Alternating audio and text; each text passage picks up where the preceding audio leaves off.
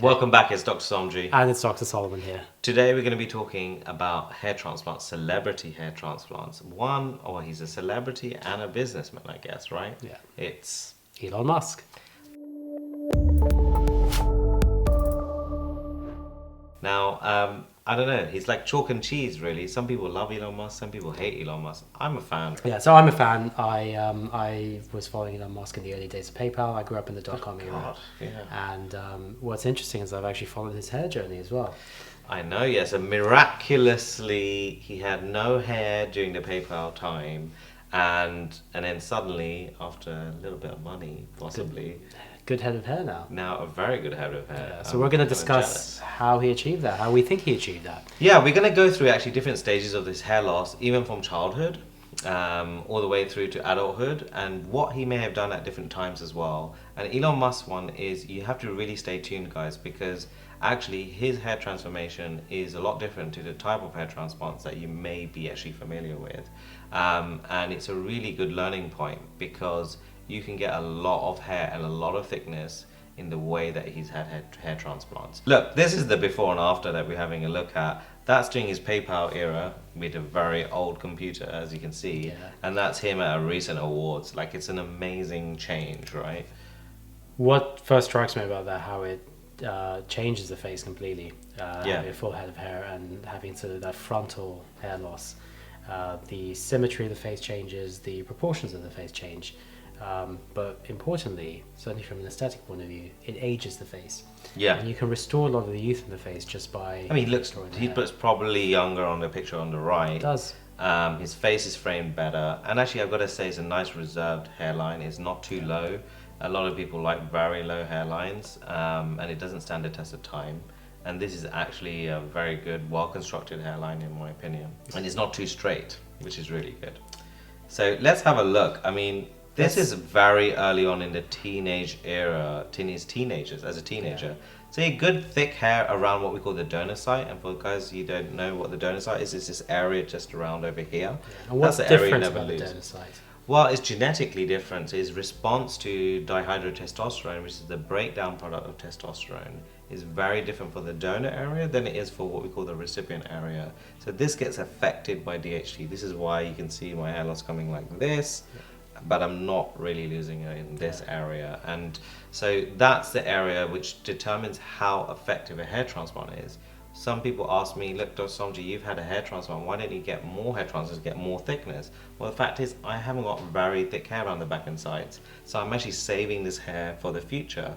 But what we can see with Elon, he's got very thick sides. So he always had a really good donor area, which means that most of the time, you get a good result. So fast forward to the 90s, we can see that he's already started experiencing some frontal loss.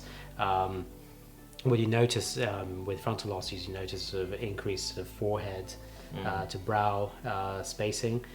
And on the Norwood scale, which is the scaling we use for hair loss, he's roughly a stage 2 to 3 on that. Now, we can't see his crown in this, but I would guess that possibly there would be some crown loss. Yeah, I mean, if there's a crown loss, then he's suddenly like Norwood stage 4, 5. Stage 4, 5, yeah. I think he's lost a significant amount, even like up to really half his head. But generally with male pattern hair loss, you start losing in this fashion.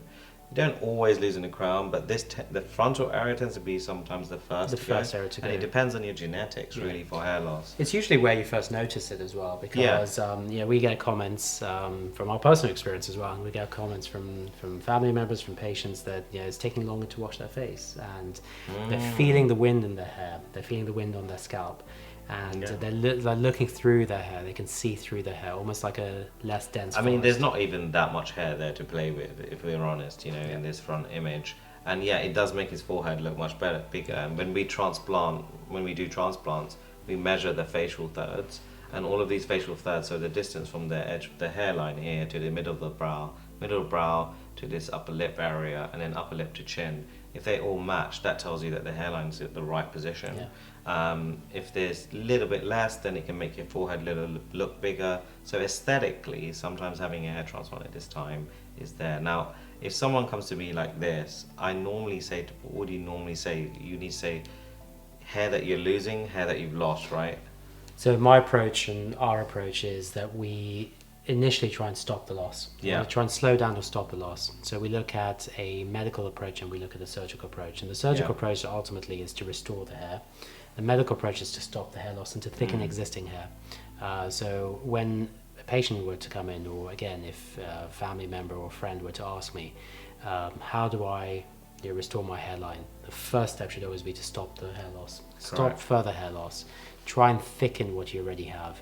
And then to restore actual hair, you need to surgically transplant. It is the only current way to restore hair. So if we kind of scroll now to the early 2000s, it actually looks like he's got a little bit more hair than he had in the 90s. So he's definitely thought about, or it's definitely probably using some medicinal techniques, some medicinal prescriptions to help with his androgenetic alopecia.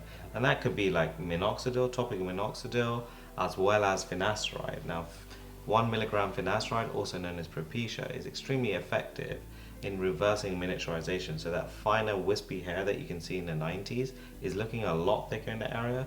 And we know he hasn't really had a transplant because the hairline hasn't actually come. The hairline hasn't changed, but the hairs the individual has look thicker, as you said, less wispy. And certainly there's more growth there from existing hairs. But there hasn't been an increase in density, and there hasn't been an increase in the number of hairs visibly from what we can see as well. Yeah, and definitely in the early 2000s stuff, it was always minoxidil and finasteride. Minoxidil and there was nothing else really. But these are evidence-based treatments. Those are things that were there, and nowadays, obviously, we add things like platelet-rich plasma injections, stem cells with like Regenera activa, as well as stem cell-derived growth factors, which can come from multiple different sources, including adipose tissue, and also this advent of low-level laser as well. So the low-level laser caps. But having said all of that, sometimes just the minoxidil and finasteride alone is absolutely fine. There's always a worry about side effects with finasteride, and we've both been on finasteride for actually probably a decade each, right? And yes, you do get some sexual side effects, erectile dysfunction, loss of libido. That happens in around 1% of individuals. So very low incidence. So low incidence, but it's something to think about, and this is the reason why all of those other medical forms of hair loss treatments, such as PRP, in-clinic treatments, low-level laser, have become more popular, because you have to do a lot of those to even get the same efficacy, so the same efficiency as taking that one tablet a day. But then they have the added benefit of having almost no side effects. Yeah, correct. But I pretty much would say that he's probably on finasteride at this point. At this stage. There's no way that minoxidil can do all of this. It can't. Minoxidil works for a long period of time, and then it plateaus after a period, and it just kind of stays that way, if that makes sense. While finasteride definitely got better efficacy. And then next, let's fast forward to 2007. There's a big change now. It's a big change now. So what we commented earlier, that there was no visible increase in the density of hair or increase in the number of hairs, and no change in the hairline. Suddenly now there is. You can see that the vertical thirds you talked about is that's changed. There's more symmetry there, and there's definitely more hair there. So there's hair, but not a lot more hair. Like you're talking about maybe even a smaller transplant, maybe about 1,500 grafts. It's still looking a lot thinner at that very, very front as well. So he's gone for more of a reserved hairline. Yeah. So either he's gone for like a very miniature surgery, because obviously he's still in the public eye at this point, and maybe he didn't want to shave the hair. And this is going to be talking about a type of hair transplants that's different from follicular unit excision, the individual technique that we're talking about. He's possibly had a mini strip surgery.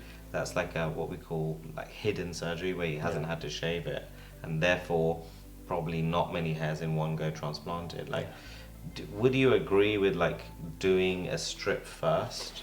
The benefits of a strip, it's relatively fast surgery. With somebody in the public eye, who's in the public eye, you can hide your scar. You can hide the area by not shaving down the area. So you can essentially return to work or return to the public eye in much faster than you would do with a shave surgery or an FUE surgery. So strip surgery is convenient for getting the maximum number of hair grafts with a minimal amount of downtime. Yeah, and as we always talk about on the channel, there's benefits of strip versus FUE, FUE versus strip. But strip takes the hair from this area, which is in the middle of the safe donor area, where the hair is most denser. Now, obviously, the big disadvantage of strip is that linear scar that you get. Yeah. So if he were to ever shave his hair or have like a skin fade, then that scar is going to be probably visible. Nowadays, as you know, we were one of the first clinics in the world to do long hair FUE, so you don't even need to shave it. But that obviously in those 2000s, 2005 and stuff, wasn't really available at that time. So maybe he would have gone down a different route, who knows at that point. But strip is a great way to just minimal celebrity transplant, let's we call it.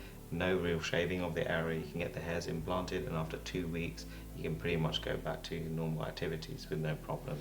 2010 to 20, you know, his hair's almost kind of like his hair's kind of looking pretty much quite similar, really. You know, it doesn't look like he's really had anything else from there. He's just been maintaining it on medical therapy. Really. Doesn't look like there's been further surgery done. Cool. And the other thing is we're comparing his brother on the right, Kimball Musk, and that's someone that hasn't had anything, and you can see there's a big change.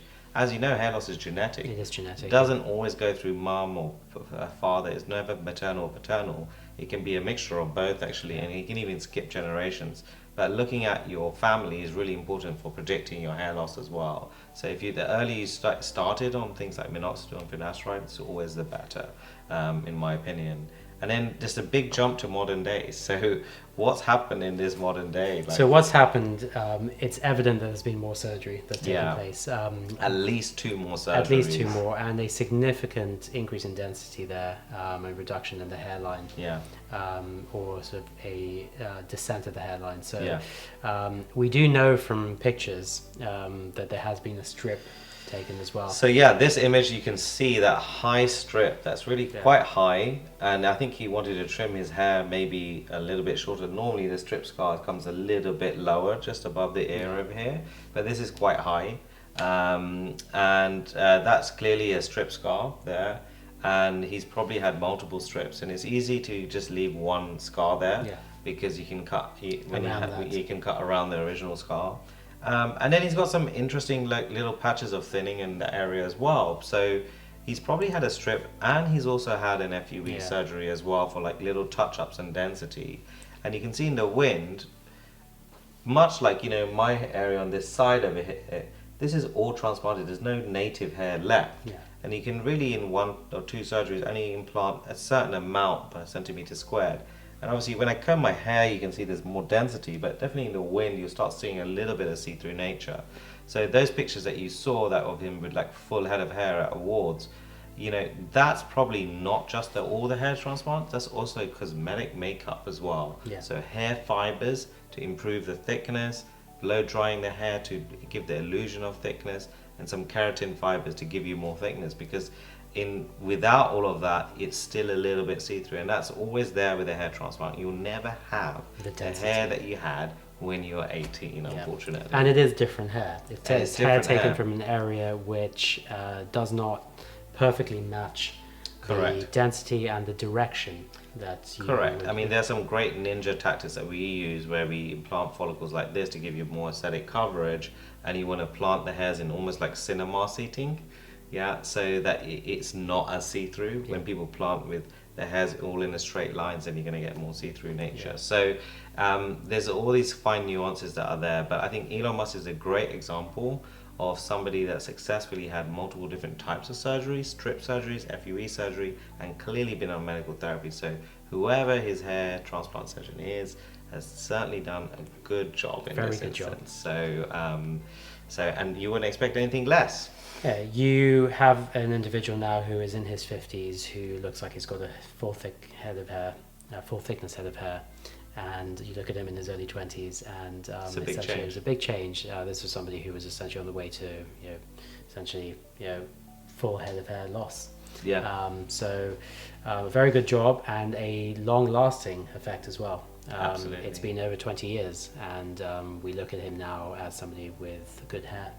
So we look at this and we see what we believe to be a combination of medical and surgical treatments, and that's what we want to emphasize, that the correction of hair loss and the treatment of hair loss should involve both medical and surgical treatments. Absolutely.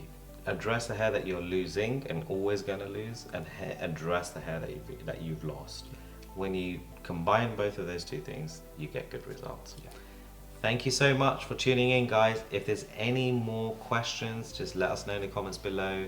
Also, if you want us to talk about any other celebrity transformations in terms of hair transplants, just let us know in the comments below. You never know, we'll pick it up and do a video. Don't forget to click the link to subscribe as well as that bell button, because you'll be the first to know when new videos come out.